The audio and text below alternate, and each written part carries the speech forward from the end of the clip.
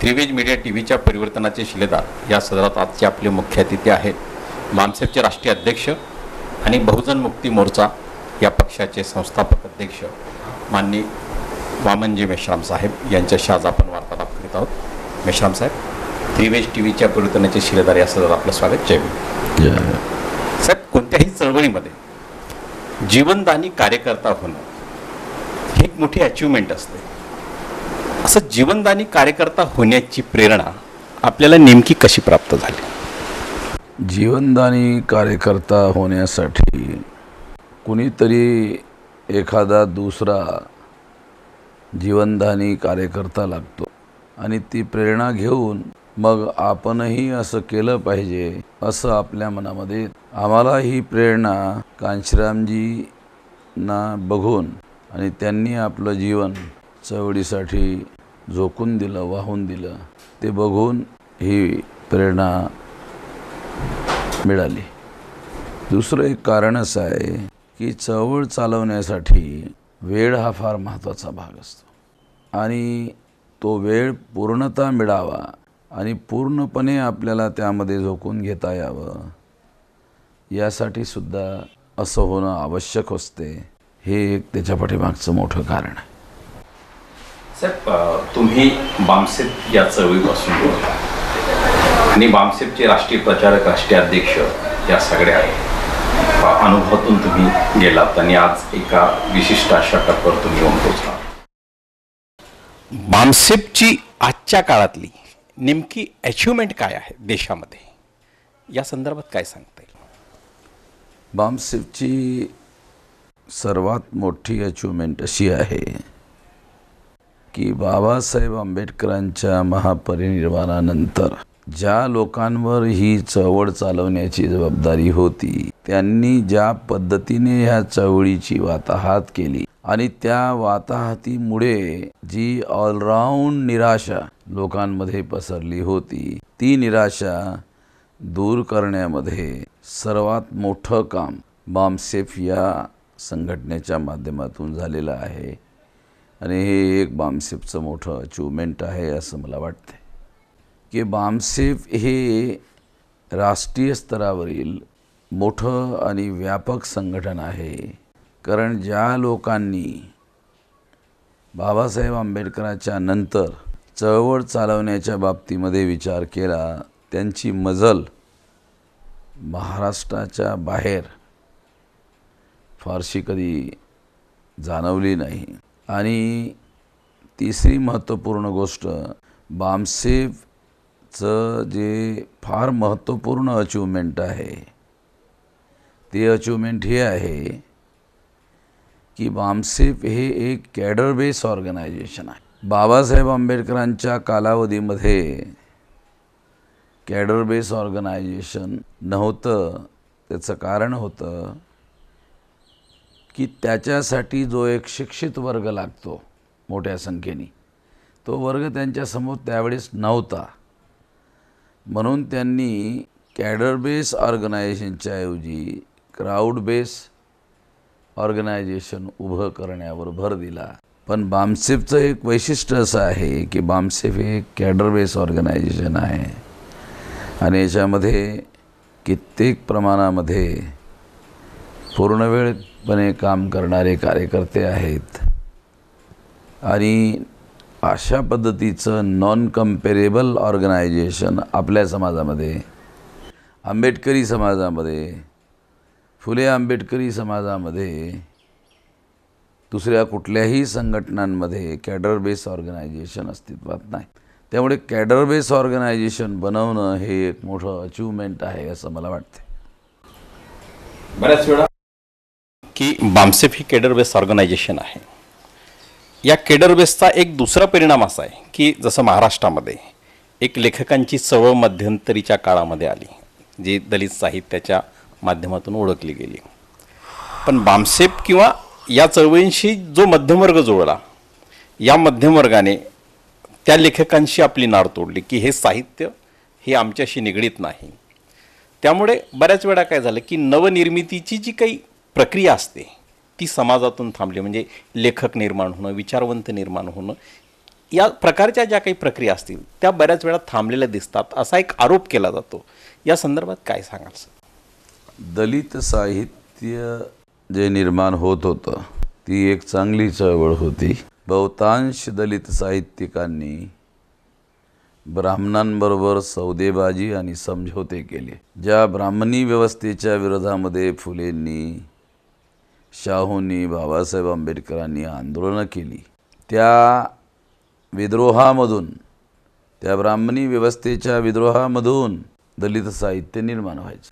तुम्ही जर त्याचं साहित्य वाचलं, कारण मी साहित्य वाचलेलं आहे, कविता वाचलेल्या आहेत, कथा कादंबऱ्या वाचलेल्या आहेत आणि आत्मकथनं वाचलेली आहेत. त्या सर्व साहित्याचा जर आपण बारकाव्यानं अभ्यास केला तर तो एक प्रकारचा ब्राह्मणी व्यवस्थेच्या विरोधामधील आविष्कार होता साहित्याचा. जेव्हा ह्या साहित्यिकांनी त्या ब्राह्मणांबरोबर समझोत्या केल्यानंतर त्यांना त्यांच्या विरोधामध्ये नंतर बोलता येणं शक्य नव्हतं. त्या समझोत्यामुळे, ह्या समझोत्यामुळे ती चळवळ निकालात निघाली. बामसेपकडे मध्यमवर्ग आकृष्ट झाला असं नसून मध्यमवर्गांमधून जे लोक बाबासाहेब आंबेडकरांच्या चळवळीचा फायदा घेत होते परंतु त्या चळवळीसाठी काय करत नव्हते, त्या लोकांना बामसेपच्या माध्यमातून प्रेरित करण्यात आलं. आणि त्या प्रेरणेचं एक मौलिक कारण असं होतं, त्याचं उद्दिष्ट पे बॅक टू सोसायटी. ज्या समाजाच्या नावावर मिळवलेल्या अधिकाराचा आपण फायदा घेतो त्या समाजाला आपण पे बॅक केलं पाहिजे. ह्या उद्दिष्टासाठी मोठ्या प्रमाणामध्ये हा वर्ग या चळवळीकडे आकृष्ट झाला. दुसरी एक महत्त्वपूर्ण बाब मला या निमित्तानं सांगावी वाटते की जे दलित साहित्य, दलित पॅन्थर हे ज्या चळवळी होत्या, ह्या चळवळी बाबासाहेब आंबेडकरांच्या बरोबरच ह्यांची एक नाड ब्राह्मणांबरोबर जोडलेली होती. त्याच्या तपशिलामध्ये जाऊन अनेक पुरावे सांगता येऊ शकतात. आणि त्यामुळे जर आपण बारकाव्यानं बघितलं की ह्या लोकांनी ती जी चळवळ आहे, ज्या उद्दिष्टांसाठी ती चळवळ निर्माण झाली होती, त्यासाठी त्याचा उपयोग करण्याच्या ऐवजी त्या लोकांनी त्या लोकांबरोबर समझोते केले. आणि समझोते करण्याच्या बरोबरच ज्या पद्धतीनं रिपब्लिकन पक्षाच्या नेत्यांनी काँग्रेसबरोबर सौदेबाजी केली, ह्या लोकांनी राजकीय क्षेत्रातील लोकांशी सौदेबाजी करण्याच्या ऐवजी ह्या लोकांनी ब्राह्मणांबरोबर सौदेबाजी आणि समझोते करून वैचारिक भेसळ निर्माण करण्याचा प्रयत्न केला. आणि या वैचारिक भेसळीमधून ही विद्रोहाची चळवळ होती. समझोत्या झाल्यामुळे विद्रोह निकालात निघाला. विद्रोह ही एक प्रेरणा होती.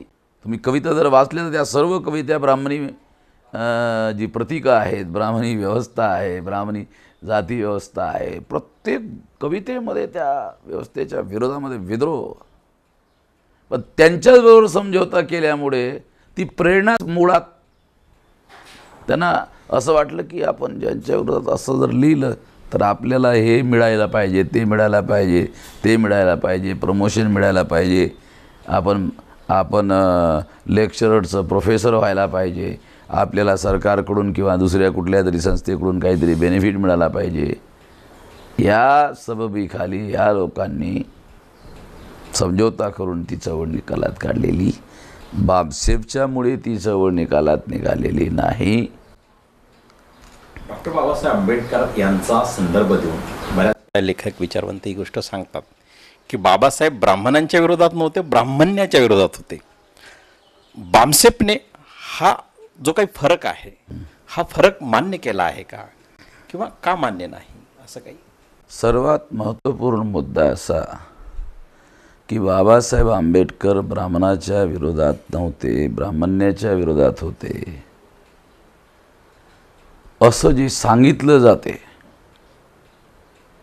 जे बोललं जाते, जे बोलणारे लोक आहेत ते लोकसुद्धा ऐकणारे लोक आहेत. त्यांना जर आपण असं विचारलं का हो कुठं म्हटलं आहे बाबासाहेब आंबेडकरांनी मी ब्राह्मणाच्या विरोधात नसून ब्राह्मण्याच्या विरोधात आहेत, जरा आम्हाला जरा वाचून दाखवा बरं.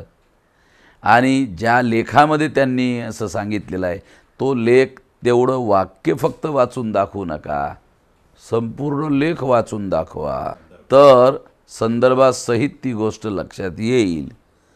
बाबासाहेब आंबेडकर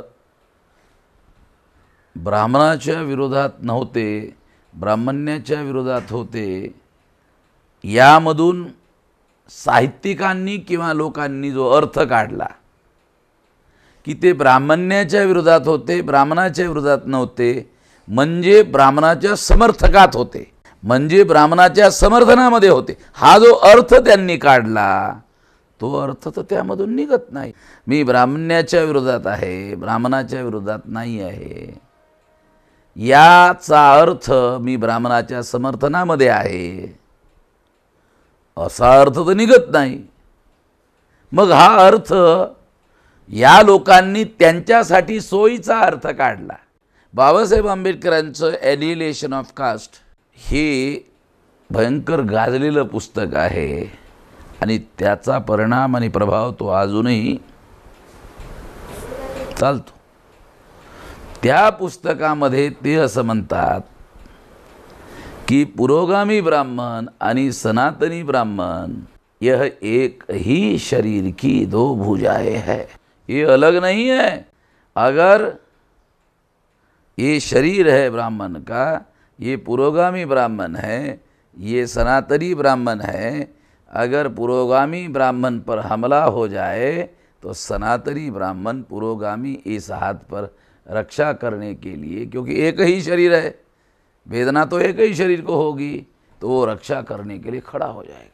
असं लिखित स्वरूपामध्ये बाबासाहेब आंबेडकरांनी लिहिलेलं आहे. आणि हे जे त्यांनी लिहिलं हे मी ब्राह्मण्याच्या विरोधात नसून, ब्राह्मणाच्या विरोधात नसून ब्राह्मण्याच्या विरोधात आहे. हे मराठ्यांना, सत्यशोधक चळवळीच्या लोकांना त्यांनी अट टाकली होती की तुम्ही ब्राह्मणांना सहभागी होऊ देऊ नका या चळवळीमध्ये. मग आम्ही तुमच्या चळवळीमध्ये सहभागी होतो. ब्राह्मणेतर चळवळीचे लोक, सत्यशोधक चळवळीचे लोक, अशी जी अट जे जवळकर ह्या लोकांच्या माध्यमातून टाकली होती, त्यावेळेस सिद्धांत म्हणून बाबासाहेब आंबेडकरांनी ही गोष्ट सांगितली होती. पण बाबासाहेब आंबेडकरांच्या चळवळीमध्ये ब्राह्मण सक्रियपणे सहभागी नव्हते. असे बरेच साहित्यिक ज्या लोकांची नावं ब्राह्मण म्हणून सांगतात, आम्ही पुराव्यासहित सिद्ध केलं, ते सर्व कोकणातले कायस्थ लोक होते. सहस्त्रबुद्धे कायस्थ, टिपणीस कायस्थ, चिटणीस कायस्थ, हे जे जनता पेपरचे जे संपादक होते त्यांचं नाव ते सुद्धा कायस्थ. म्हणजे CKP जे म्हणून नावं घेतली जातात, हे म्हणजे जे याचं समर्थन करणारी लोक जे म्हणून ज्यांचं की हा ब्राह्मण होता, हा ब्राह्मण होता, ते ती सर्व माणसं ब्राह्मण नसून ती सर्व माणसं चित्रे सुद्धा कायस्थ. म्हणजे ह्या लोकांना मुळासहित कुठलाही अभ्यास नाही आणि ते कायस्थांना ब्राह्मण समजतात. माझं असं त्या सर्व लोकांना चुनवती आहे, आव्हान आहे की त्यांनी याचा अर्थ बाबासाहेब आंबेडकर ब्राह्मणाचे समर्थक होते असा अर्थ निघतो, तो निघतो त्यांनी मला काढून दाखवावा. तसा काही अर्थ निघत नाही. बामसेब ही समाज परिवर्तनाची चळवळ आहे, व्यवस्था परिवर्तनाची चळवळ आहे.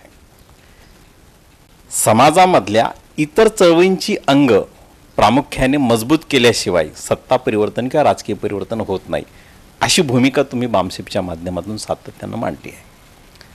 आज तुम्ही बहुजन मुक्ती मोर्चा या पक्षाची स्थापना केली आहे. यामागे आपल्याला असं म्हणायचं आहे की आज समाजामध्ये सामाजिक परिवर्तन पूर्णपणे झालं आहे असं आपल्याला वाटतं का?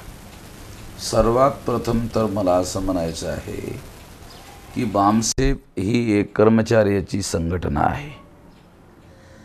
त्यानंतर राष्ट्रव्यापी आंदोलन निर्माण करण्यासाठी आम्ही भारत मुक्ती मोर्चा असं संघटन बनवलं आंदोलनासाठी. कारण कर्मचाऱ्यांच्या अनेक अडचणी आहेत, सिव्हिल सर्व्हिस कंडक्ट रूल्स आहेत, त्यामुळे संघर्षांना त्यांना मर्यादा आहेत. मग नॉन एम्प्लॉईज असणाऱ्या लोकांना एकत्र करण्यासाठी आणि आंदोलन चालवण्यासाठी भारत मुक्ती मोर्चा नावाचं संघटन आम्ही बनवलं. तेव्हा ह्या दोन संघटनेचा मी राष्ट्रीय अध्यक्ष आहे. मी कुठल्याही राजकीय पक्षाचा अध्यक्ष नाही. मी कुठल्याही राजकीय पक्षाची स्थापना केलेली नाही. आमचे काही मित्र लोक आहेत, त्या लोकांनी त्या पक्षाची स्थापना केलेली आहे. ते असं म्हणतात की तुमचे काही धोरणं, नीती, पॉलिसी, कार्यक्रम आम्ही संसदेमध्ये घेऊन जाऊ इच्छितो. तुमचा पाठिंबा आम्हाला हवा. तेव्हा ज्या आमच्या मुद्द्याला जे लोक संसदेमध्ये, कारण काही मुद्द्यांवर संसदेमध्ये चर्चा होऊन निर्णय घ्यावे लागतील, मग केवळ सडकेवर आंदोलन करून चालणार नाही. तर अंतिमतः निर्णय जर समजा संसदेत होत असतील तर तिथपर्यंत आपला आवाज हा पोहोचला पाहिजे. मग जर काही लोक ते तिथपर्यंत पोहोचवत असतील तर तेवढ्या मुद्द्यापुरता त्या लोकांना आपण पाठिंबा देऊ शकतो. आपण त्याचे बांधील लोक नाही आहोत, बंधुआ मजदूर नाही आहोत की आपण त्यांनाच आपण हे केलं पाहिजे. जर बहुजन समाजामधल्या SC ST OBC मायनॉरिटीमधल्या लोकांनी, दुसऱ्या राजकीय पक्षातील लोकांनी जर आमच्या मुद्द्यांना संसदेमध्ये जाऊन जर याला पाठिंबा देण्याच्या संबंधामध्ये आमच्याबरोबर काही ॲग्रीमेंट करण्याचा प्रयत्न केला तर त्यांनासुद्धा आम्ही पाठिंबा देऊ शकतो. कारण कोणाबरोबर आम्ही बांधलेले नाही आहोत. आमची बांधिलकी आमच्या उद्दिष्टासाठी आहे, कोणत्या पक्षासाठी आमची बांधिलकी नाही आहे.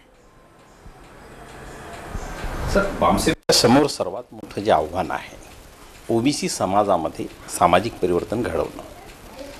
मंडल लागू झाल्यानंतरचा जो काही काळ आहे, तर साधारणतः जवळपास 30 वर्ष हा काळ राजकीयदृष्ट्या अस्थिर होता.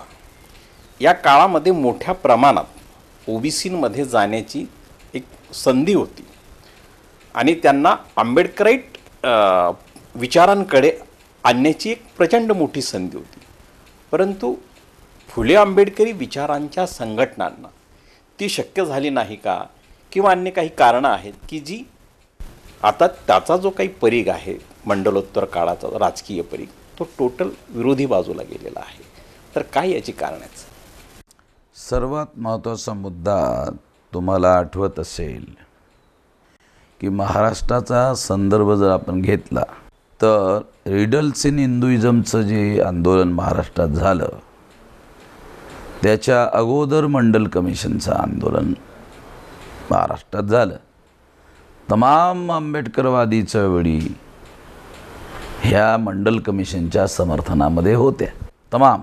जर तुम्ही बारकाव्यानं जर अभ्यास केला, आणि त्याच्यामुळे OBCमध्ये आणि आंबेडकरवाद्यांमध्ये जो ब्राह्मणी प्रतीकाच्या विरोधात विद्रोह निर्माण करण्याची भाषा ते लोक बोलत होते, त्याच्यामुळे OBCमध्ये आणि SC STमध्ये जो दुरावा निर्माण झाला होता, तो मंडल कमिशनच्या मुद्द्यांवर तो दुरावा बऱ्याच मोठ्या प्रमाणामध्ये संपला होता आणि ते लोक हातात हात मिसळून महाराष्ट्रामध्ये काही करताना दिसून येत होते.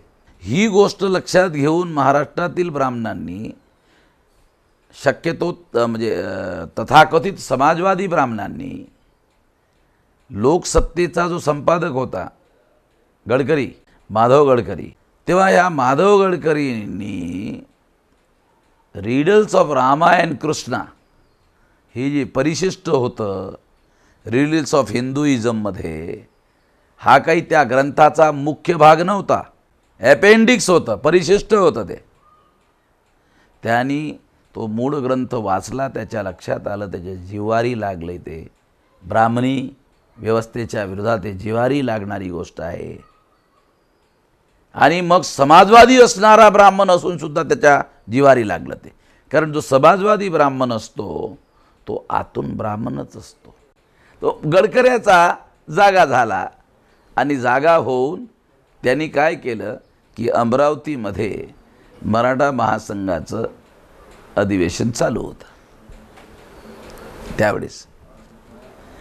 आणि मग नेमक्या त्या अधिवेशनाच्या एक दिवस अगोदर त्यांनी ती रिडल्स हिंदुइझमचा मामला उभा केला आणि असं वातावरण निर्माण केलं. ते वातावरण निर्माण केल्यामुळे मराठा महासंघाच्या लोकांनी ते पुस्तक त्यांच्या त्या अधिवेशनामध्ये जाळलं. नंतरच्या कालावधीमध्ये मराठा महासंघाच्या लोकांनी म्हटलं की आम्ही ते जाळलंच नाही, पण ह्यांनी ते जाळलं म्हणून ती बातमी छापली, असं त्यांचं म्हणणं आहे. आता खरं काय खोटं काय हा त्यांचा भाग आहे, परंतु गडकरींनी ते पुस्तक जे आहे ते जाळलं आणि जाळल्यामुळे मग महाराष्ट्रामधून त्या पुस्तकांवर बंदी टाकण्यात यावी अशा पद्धतीची मागणी सुरू झाली आणि असं मोठं आंदोलन सुरू झालं. आणि रिडल्स ऑफ रामायण कृष्णा ह्याच्यामुळे काय झालं आहे, त्या पुस्तकात त्यांनी रिडल्स इन हिंदुइझमवर उपस्थित करण्याच्याऐवजी रिडल्स ऑफ रामायण कृष्णावर केंद्रित केलं. त्याच्यामुळे काय झालं आहे की जो ओबीसीचा वर्ग धार्मिकदृष्ट्या राम आणि कृष्णाला मानणारा होता, त्या लोकांना मंडल लागू होऊ नये ह्यासाठी ब्राह्मण आंदोलन करत होते. त्याच्या समर्थनामध्ये आंबेडकरी लोकांनी आंदोलन चालवलं होतं आणि त्यांच्यामध्ये भाईचारा निर्माण झाला होता. SC आणि BC मध्ये रिडल्स ऑफ रामायण कृष्णा हा मुद्दा जेव्हा ब्राह्मणांनी उपस्थित करण्याच्या पाठीमागचा हेतू असा होता की हे जे बाई बंदकी निर्माण झालेली आहे SC BC मध्ये ब्राह्मणांना धोकादायक महाराष्ट्रात ठरू शकते, तेव्हा ह्याचं विभाजन आपण केलं पाहिजे. ही गोष्ट तथाकथित जे आंबेडकरी नेते होते त्या लोकांना हे डावपेच काही त्यांना कळलेले. रिपब्लिकन पक्षाचे नेते, दलित पॅंथरचे नेते आणि दलित साहित्यिकांमध्ये काम करणारे साहित्यिक, ह्या तीनही प्रकारच्या लोकांना डावपेच कशाला म्हणतात एकांनाही कळत नाही. हे बुद्धिमंत म्हणणारे लोक डावपेच आपले ब्राह्मण लोक आपल्या विरोधात करतात, एकालाही डावपेच कळत नाहीत. मग डावपेच करणाऱ्यांना डावपेचामधून उत्तर द्यावे लागतात. डावपेच कळत नसल्यामुळे हे त्यांना कळलं नाही. मग त्यांनी काय केलं की त्यांनी 10 लाख लोक त्यांच्या समर्थनामध्ये उपस्थित केले, तर यांनीही 10 लाख. त्याच्यामुळे काय झालं की 2 टीम महाराष्ट्रात तयार झाल्यात, एक राम टीम आणि एक भीम टीम. 2 कबड्डीची 2 टीम तयार झाली आणि ह्या बामणांनी त्या 2 टीम तयार केल्यात, राम टीम भीम टीम. आणि त्याच्यामध्ये जो कबड्डी खेळली जायची त्या कालावधीमध्ये, मग जे राम टीममध्ये आणि भीम टीममध्ये जेव्हा कबड्डी सुरू झाली किंवा सुरू करण्यात आली, तेव्हा मंडल या मुद्द्यावर राम टीमचे लोक आणि भीम टीमचे लोक एकत्रित काम करत होते. ते राम टीम आणि भीम टीम एकमेकाच्या विरुद्ध कबड्डी खेळणं सुरू केली आणि ही कबड्डी हा एक मोठा सामना होता. तो प्लॅनिंग बनवून करण्यात आला होता. म्हणून शिवसेनेच्या बाळासाहेब ठाकरे यांनी आपला डेली पेपर सुरू करण्याचा निर्णय घेतला आणि त्या पेपरचं नाव त्यांनी सामना ठेवलं. सामना हा पेपर रिडल्स इन हिंदुइझमच्या नंतर सुरू करण्यात आला. त्याच्या तारखा जाऊन बघा तुम्ही, पुराव्यासहित ह्या गोष्टी मी बोलतो. त्याचा परिणाम असा झाला की 31 मतदारसंघ विधानसभेचे मुंबईमध्ये होते. शिवसेना फक्त 31 मतदारसंघात होती. पण या मुद्द्यावर तथाकथित आंबेडकरवाद्यांनी शिवसेनेच्या विरुद्ध 288 मतदारसंघामध्ये प्रचार केला. 31 मतदारसंघामध्ये असणारी शिवसेना त्याच्या विरोधात 288 मतदारसंघात प्रचार केला.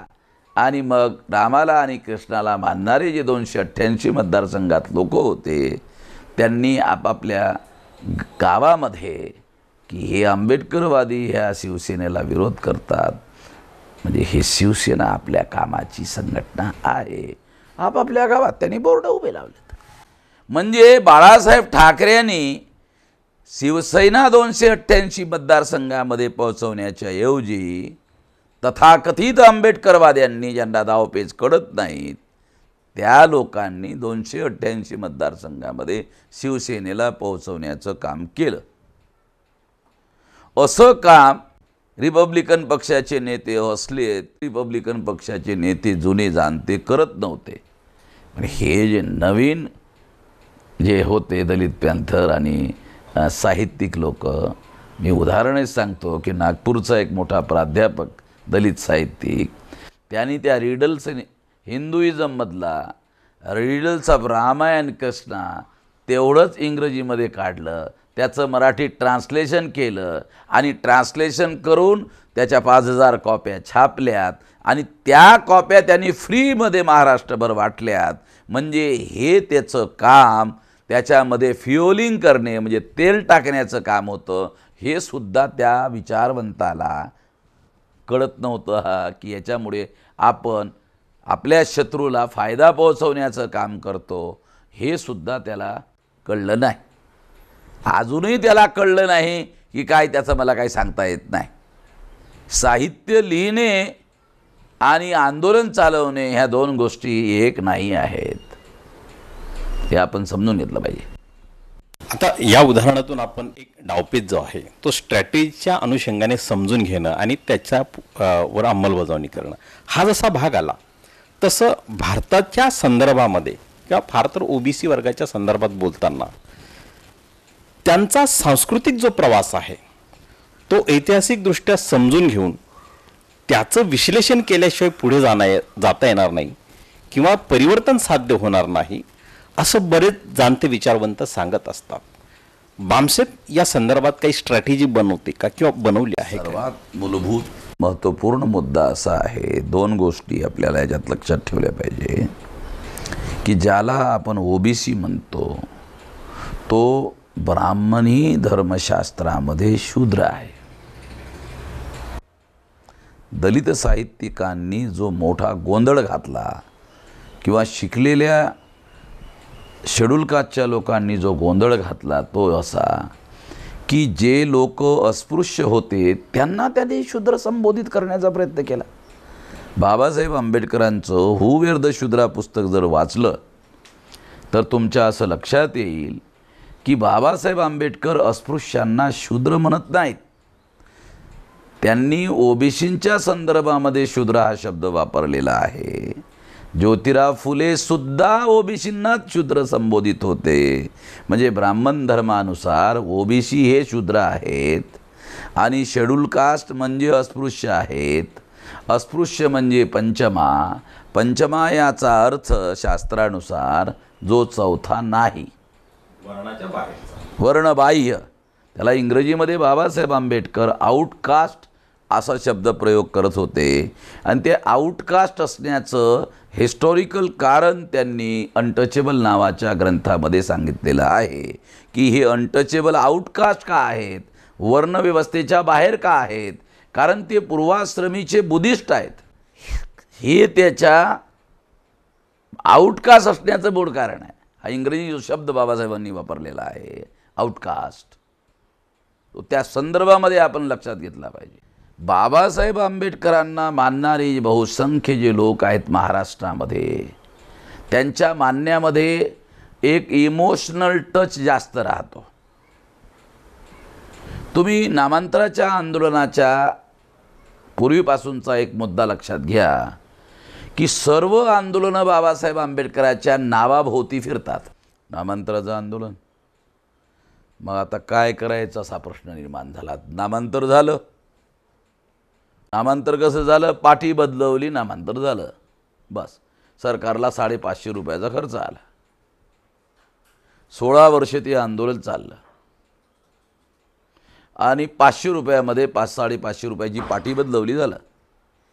काही त्यात बदल झालेला नाही.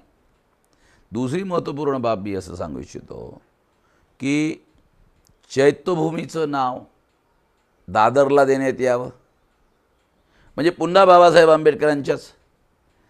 आता ते कोणतं मिल आहे, त्या मिलचं काय नाव? इंदू मिल.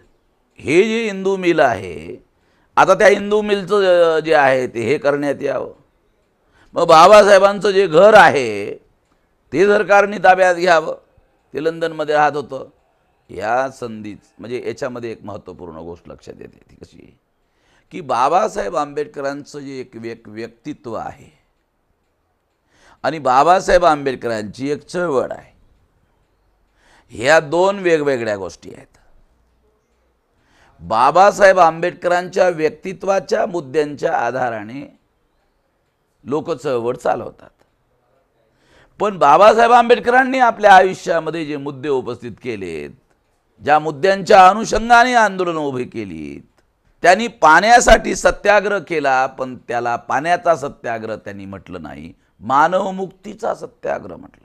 यापासून या तरुण बुद्धिजीवी लोकांनी काही धडा घेतल्याचं मला काही दिसत नाही. व्यक्तित्वाच्या भोवती लढे चालू आहेत. मग बाबासाहेबांच्या समोर कबीर होते, बाबासाहेबांच्या समोर बुद्ध होते, बाबासाहेबांच्या समोर फुले होते. मग त्यांनी आपल्या गुरूच्याच भोवती आपल्या चळवळी उभ्या केल्या पाहिजे होत्या. बाबासाहेब जर यांचे गुरु आहेत आणि हे गुरूच्या भोवतीच आपली चळवळ रेंगाळत ठेवतात, मग बाबासाहेबांनी आपल्या गुरूच्या भोवतीच साऱ्या चळवळी रेंगाळत ठेवायला पाहिजे होत्या. पण तसं त्यांनी काही केलं नाही.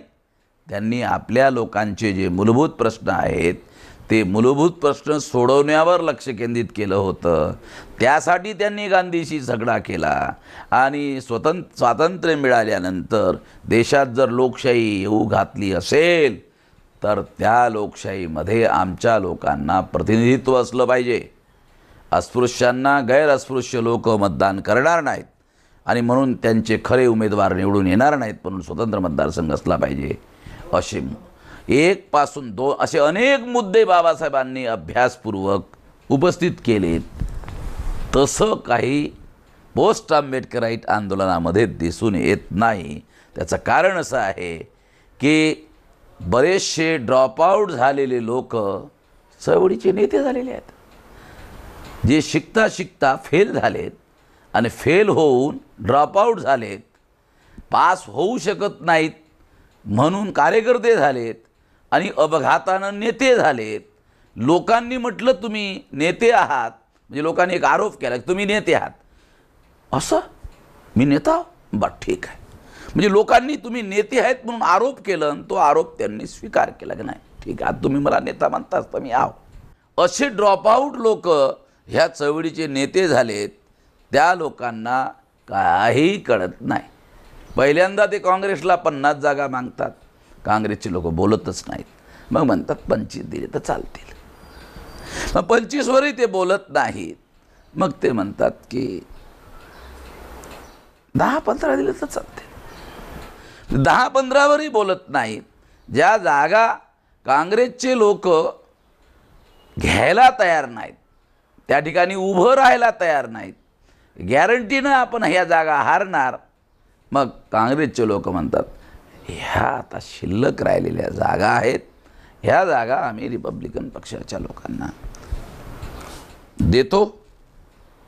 मग ते आपटतात, ते हारून जातात आणि हारल्यानंतर मग काँग्रेसचे लोक म्हणतात की निवडणुका लढणे हे तुमचं काम नाही आहे, तुम्ही निवडणुका लढू नका, पक्ष चालवा, निवडणुका लढू नका, निवडणुकीमध्ये आम्हाला पाठिंबा देत चला आणि 1-2 MLCच्या जागा आम्हाला मागत चला, आम्ही तुम्हाला देत राहू. अशा पद्धतीचं नेतृत्व आपल्या ह्याच्यामध्ये आलेलं आहे. आणि ह्या लोकांना चळवळ कशाला म्हणतात, चळवळ कशी चालवली पाहिजे आणि त्यासाठी लोकशाही आलेली आहे. मग लोकशाही आली असेल तर जास्त संख्येने पाठिंबा जोपर्यंत मिळणार नाही तोपर्यंत आपण निवडणुका जिंकू शकत नाही. म्हणून बहुसंख्य लोकांचं समर्थन आपल्याला कसं मिळवता येईल त्यासाठी व्यूहरचना आखली पाहिजे, रणनीती आखली पाहिजे. त्यांना जर आपण रणनीती म्हटली तर ते असं म्हणतात तुम्ही कोण आम्हाला रणनीती समजावून सांगणार आहे. तेव्हा रणनीती कशाला म्हणतात आणि ते कशाला खातात, म्हणजे हे काय त्यांना घेणं देणं नाही. कुठलीही चळवळ रणनीतीशिवाय असू शकत नाही. ज्या चळवळीची रणनीती असत नाही ती चळवळच खऱ्या अर्थानं असू शकत नाही, असं माझं अभ्यासाअंती मत बनलेलं आहे. पण याचा दुसरा भाग नाही का सर, की डॉक्टर बाबासाहेब म्हणत की समाजावर, कोणत्याही समाजावर त्यांच्या बुद्धिजीवी वर्गाचा प्रभाव असतो. बामसेफ ही एका बुद्धिजीवी वर्गाची संघटन चालवतं. मग आज हा विचार स्वीकारणारा वर्ग वाढला नाही काय, किंवा त्याच्या संख्यात्मक याच्यामध्ये भर झाली नाही का, की आणखी वेगळी काही कारण आहेत? मग नेमकी मूलभूत मुद्दा असा की आम्ही ज्या लोकांकडून अपेक्षा केल्या होत्या की त्यांनी हे असं करायला पाहिजे, आम्ही लक्षात आलं की ते काय हे करू शकत नाही. मग आम्ही निर्णय घेतला की आता हे ते करणार नाही, ते आता आपल्याला करावं लागणार आहे.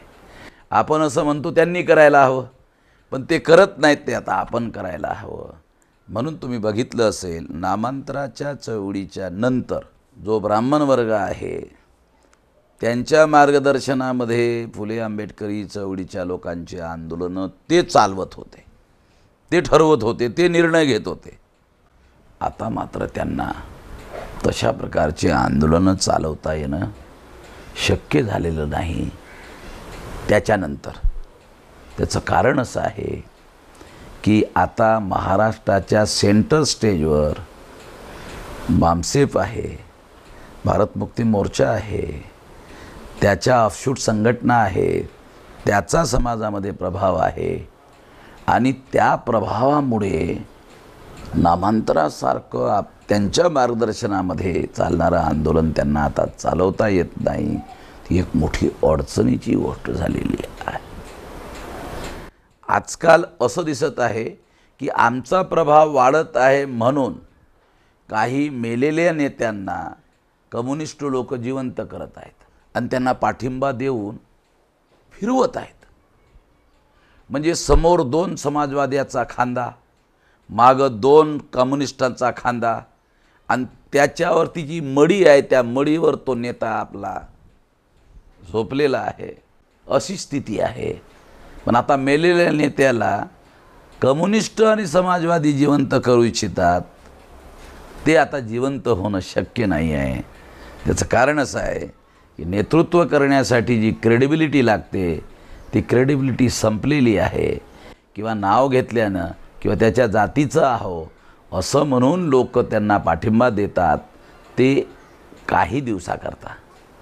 पण नंतरच्या कालावधीत जर तुम्ही योग्यता सिद्ध केली नाही तर तुमचं नेतृत्व फेल होते. कारण लोकांना तुमच्यात योग्यता असेल तर ते यश मिळते, योग्यता आतमध्ये नसेल तर ते फेल होते. आता ते फेल्युअर झालेलं आहे. आणि अखिल भारतीय जे आहे ते एका जिल्ह्यापुरतं आता राहिलेलं आहे. अखिल भारतीय जे संघटन आहे ते एका जिल्ह्यामध्ये राहिलेलं आहे, अशी स्थिती त्यांची झालेली आहे. आणि महाराष्ट्राच्या बाहेर कुठंही नाही आहे. आम्ही 539 जिल्ह्यामध्ये ह्याच्या शाखा कार्यरत आहेत. बाबासाहेब असं म्हणायचे की ही चळवळ तुम्ही मागं जाऊ देऊ नका, जिथं आहे तिथं थांबून ठेवा. तेव्हा एक अनुयायी म्हणून, बाबासाहेब आंबेडकराचा प्रामाणिक अनुयायी म्हणून ही चळवळ आम्ही संपूर्ण देशव्यापी वाढवण्याचा जो प्रयत्न केला बाबासाहेब आंबेडकरांच्या आदेशानुसार, त्याच्यामध्ये आम्हाला यश मिळालं आहे असं आम्ही म्हणतो. की ह्या चळवळीचा राष्ट्रव्यापी विकास केलेला आहे असं आम्हाला म्हणता येऊ शकते. त्यामुळे आज जी निराशा, ऑलराऊंड निराशा एका कालावधीमध्ये होती ती आता राहिलेली नाही आहे. आता लोक असं बोलताना समाजामध्ये दिसतात, बामसेफकडून काही आशा आहेत, ते लोक ही आशा पूर्ण करतील असं लोक बोलतात. तेव्हा ही जी काही आशा लोकांच्या मनामध्ये निर्माण झालेली आहे ते एक मोठं अचिव्हमेंट ह्या चळवळीच्या माध्यमातून आपण निर्माण केलेलं आहे. या संदर्भात एक थोडासा एक शेवटचा असेल कदाचित, पण एक महत्त्वाचा प्रश्न विचारतो की बामसेफ हे संघटन राष्ट्रव्यापी आज झालेलं आहे, देशव्यापी आहे, परंतु याच्यामध्ये ज्या काही फ्रॅक्शन्स आहेत, या फ्रॅक्शन्स म्हणजे प्रबुद्ध झालेल्या माणसांनी केलेलं फ्रॅक्शन्स आहे. याच्यावर येणाऱ्या काळात काही उपाययोजना किंवा ही सगळ्या काही एकत्र येण्याची काही प्रक्रिया आहे का? रिपब्लिकन पक्षापासून आम्ही एक धडा शिकलो, त्याचे पुरावे आमच्याजवळ आहेत. रिपब्लिकन पक्षामध्ये जे तुकडे झालेत त्याचं मेन कारण रिपब्लिकन पक्ष नसून काँग्रेस पक्ष आहे. काँग्रेस पक्षांनी रिपब्लिकन पक्षामध्ये फूट पाडण्याचं षडयंत्र केलं आणि रिपब्लिकन पक्षाचे लोक त्याला बळी पडलेत, असा तो इतिहास आहे. तेच सूत्र काँग्रेसने मॉम्सेफच्या वाढत्या प्रभावाला कमजोर करण्याचा प्रयत्न केला, तोडफोड करण्यासाठी. रिपब्लिकन पक्षाचे लोक काँग्रेसच्या लोकांना प्रत्युत्तर देऊ शकले नाहीत, पण आम्ही काँग्रेसच्या लोकांना प्रत्युत्तर दिलं की तुम्ही तोडफोड करण्याचं काम चालू ठेवा.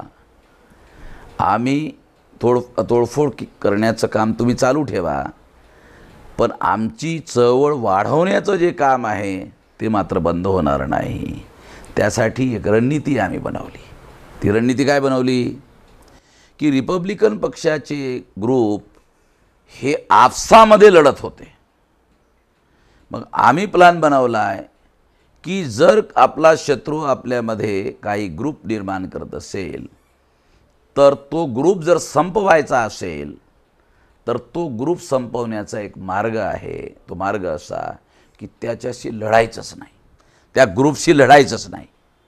लढलं की शत्रूचा फायदा होतो आणि ग्रुप मजबूत होते, त्याचा प्रचारही होतो. त्याच्याशी लढायचंच नाही. तो असा ग्रुप झाला असं सांगायचंही नाही, तर आपलं काम वाढवण्याचा प्रयत्न करत राहायचं. आणि तो ग्रुप ज्या शत्रूनं बनवला आहे तो माझा विरोध करण्याचं काम चालू करेल, मला विरोध करायचं काम करेल, पण मी त्याला विरोध करण्याच्या ऐवजी देशभर चळवळ वाढवण्याचं काम केलं की लोकांच्या असं लक्षात येते की हे लोक प्रामाणिक आहेत आणि हे लोक जसं सांगतात की हे आपल्या शत्रूच्या इशाऱ्यावर काम करणारे आहेत, तर लोकांना रिअलायझेशन होते की बरोबर आहेत, कारण हे फक्त भांडायचंच कामं करतात, चळवळीचं काही काम करताना दिसत नाहीत. त्याच्यामुळे काही लोकांनी मला असं सांगितलं, दिल्लीमध्ये एक माणूस भेटला, का हो तुमच्यामध्ये 2 बॉम्बसेफ आहेत. म्हटलं तुम्ही ज्ञानी फार कमी दिसता, पण तुम्हाला माहिती पण नाही आहे. ज्ञान तर दुसरी गोष्ट आहे, पण तुम्हाला माहिती पण नाही आहे. 4 आहेत, तुम्ही म्हणता 2 आहेत, 4 आहेत. पहिली गोष्ट तर मला हे लक्षात घ्या, तुम्हाला माहीत 2च आहेत, तर तुम्ही जरा अज्ञानामध्ये आहात. मी तुम्हाला सांगतो 4 आहेत, पण जे 3 आहेत ते 99 मध्ये आम्ही आहोत, आणि जे 3 आहेत ते 1 मध्ये आहेत. त्यामुळे ते राहावं, त्याला आमचं काय ऑब्जेक्शन नाही आहे. ते 3 1 मध्ये आहेत, ते राहू द्यावं. त्याच्यामुळे आमच्या वाढायला आणि आमचं उद्दिष्ट पूर्ण करायला कुठलाही अडथळा होत नाही. त्याला जर आम्ही असं बोट लावलं तर कदाचित तो मेला तर त्याच्या मृत्यूचा आमच्यावर आरोप येईल, अरे तुम्ही बोट लावल्यामुळे आम्ही मरण पावलो. लावलं नसतं तर कदाचित आम्ही मरण पावलो नसतो. मग आम्ही बोटही लावत नाही. तुम्हाला काय करायचं ते करा. त्यामुळे 99 मध्ये आम्ही आहोत आणि 1 मध्ये 3 आहेत. आम्हाला माहीत आहेत ते 3 शत्रूच्या इशाऱ्यावर कामं करतात, कारण शत्रू वामन मेश्रामचं नाव घ्यायला सुद्धा त्यांना भीती वाटते. पण मी मिलिंद प्रश्न नावाचं पुस्तक वाचलं, त्याच्यामध्ये त्यांनी अनेक गोष्टी सांगितल्या. त्याच्यामध्ये की हाथी को चलते रहना चाहिए और कुत्ते को भोंकते रहना, कुत्ते को भोंकने की आज़ादी देनी चाहिए. मी गावातला रहिवासी असल्यामुळे मी बघितलेलं आहे की गावात हत्ती यायचा आणि एक कुत्रा त्या हत्तीवर भुकायचा, पण तो हत्ती काही मागं विरून असं कोण कुत्रं भुकतं रे बघायला सुद्धा तयार नाही. हत्ती आपला पुढं चालत राहतो, तो हाथी का गुण धारण करना चाहिए. तेव्हा आम्ही हाती का गुण धारण केलेला आहे. तेव्हा जे लोक आमच्या विरोधामध्ये जे काही बोलत असतील त्यांना बोलू द्या. ते बोलण्याचं त्यांना स्वातंत्र्य आहे. हे स्वातंत्र्य बाबासाहेबांनी घटना लिहून त्यांना दिलेलं आहे. तेव्हा आपण कोण होतो त्यांना थोपवणारे? त्यांना करू द्या. आपल्याला सुद्धा ते स्वातंत्र्य दिलेलं आहे.